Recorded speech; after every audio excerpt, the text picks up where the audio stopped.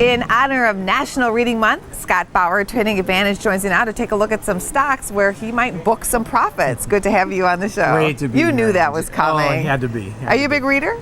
Honestly, no.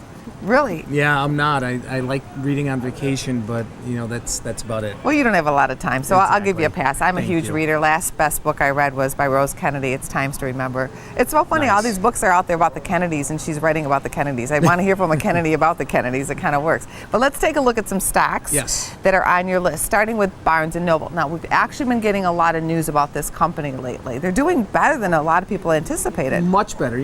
Last week they had earnings, and they were far better than analysts had expected.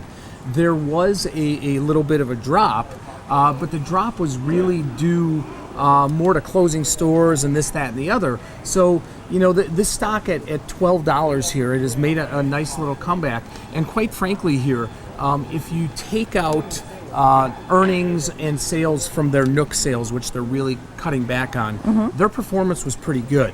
I think this is a space, Barnes & Noble, that many people just wrote off a long time ago. I agree. And really thought that, Amazon not only is taking over on the e-space, but also on any sort of physical space. But it really seems like Barnes & Noble is that place that people want to go to for instant gratification, right?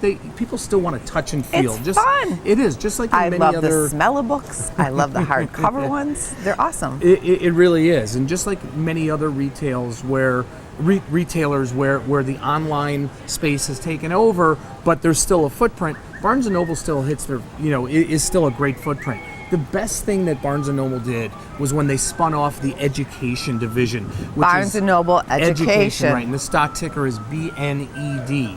Now, their earnings, their performance hasn't been so great, and that has tied what I found to a big decline, actually, in community college enrollment, 2-year college enrollment. So that educational book side has declined somewhat.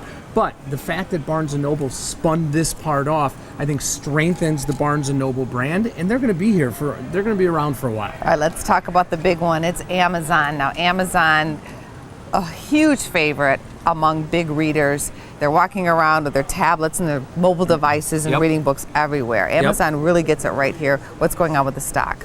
They do get it right. And specific to the book space, though, which is when Amazon, first came out in the mid-late 1990s, that's all they were doing. I don't see them really taking any more market share from a Barnes & Noble on the footprint space. So in terms of the stock itself, I'm very bullish in Amazon. In terms of Amazon on the book space, don't expect them coming out and building walk-up stores anytime too soon.